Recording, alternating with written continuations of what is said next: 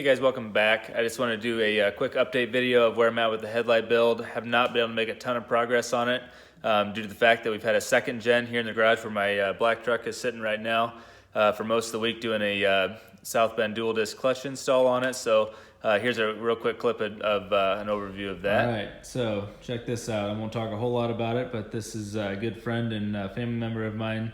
Bought a second truck as kind of a project fund build.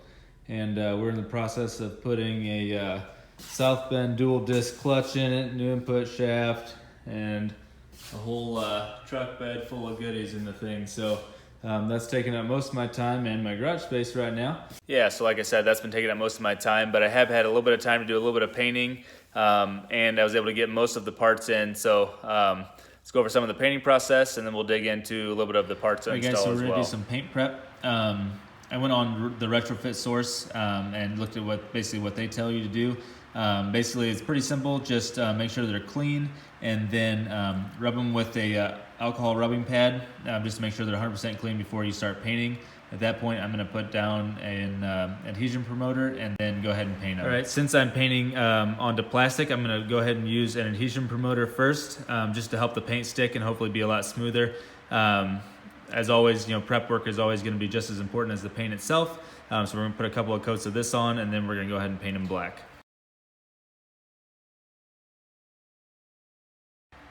Okay, so I did some forum searching. Now I'm going to put HIDs into these. So if it was just LEDs, you wouldn't have to worry about heat quite as much. But since I'm going with HIDs, I want to make sure that the paint can withstand a little bit of heat. So a couple different forums said to go ahead and use engine enamel, and that it withstands heat up to 500 degrees, so that should be plenty fine. So I'm going to go with a semi-gloss black versus a full gloss, and I think this ought to look pretty good. It'll be a little bit more of a satin sheen. So this is what we're going to use. So we'll go ahead and put a couple coats of this on and keep rolling.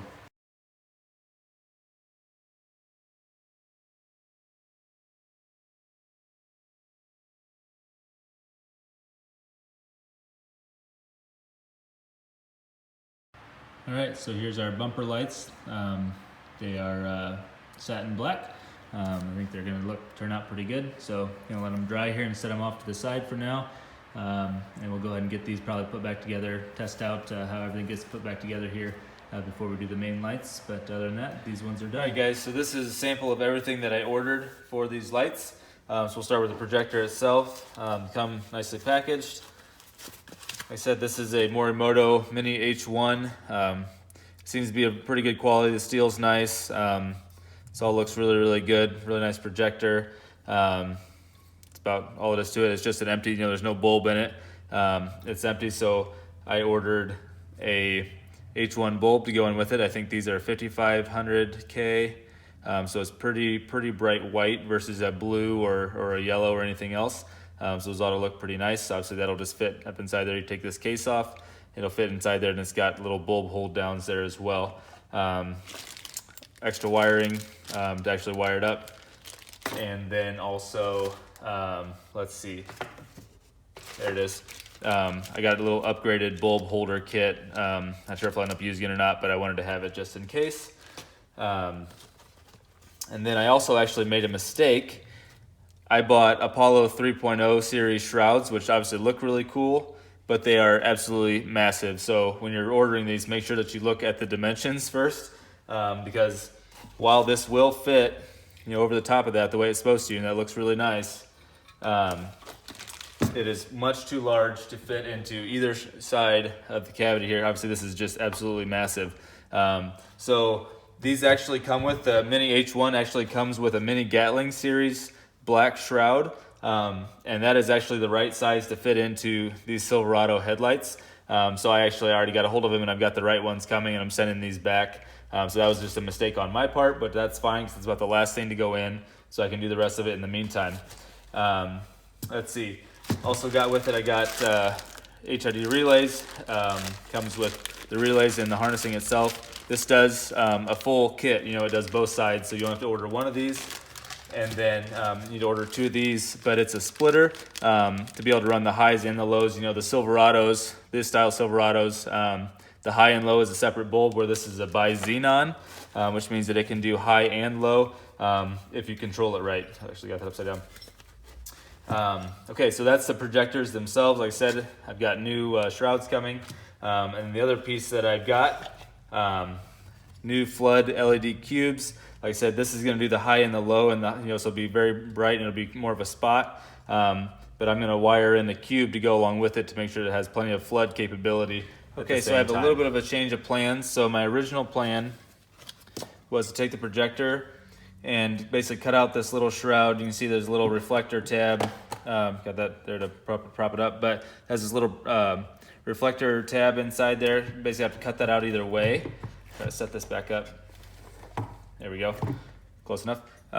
Basically, I wanted to put this one inside here, and then have the cube inside this this cavity.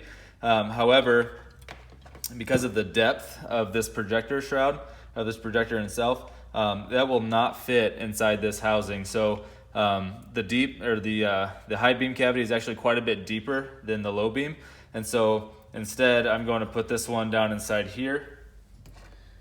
Still have to cut that out, but basically I'm going to put that one in here and this one right there instead. So that doesn't bother me at all. I think it's still going to look really good.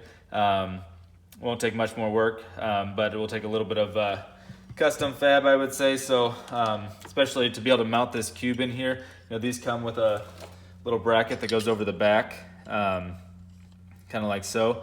So basically I'm gonna have to cut a rectangular, basically cut this out and then cut a rectangular slot through the back there for this bracket to be able to slide through.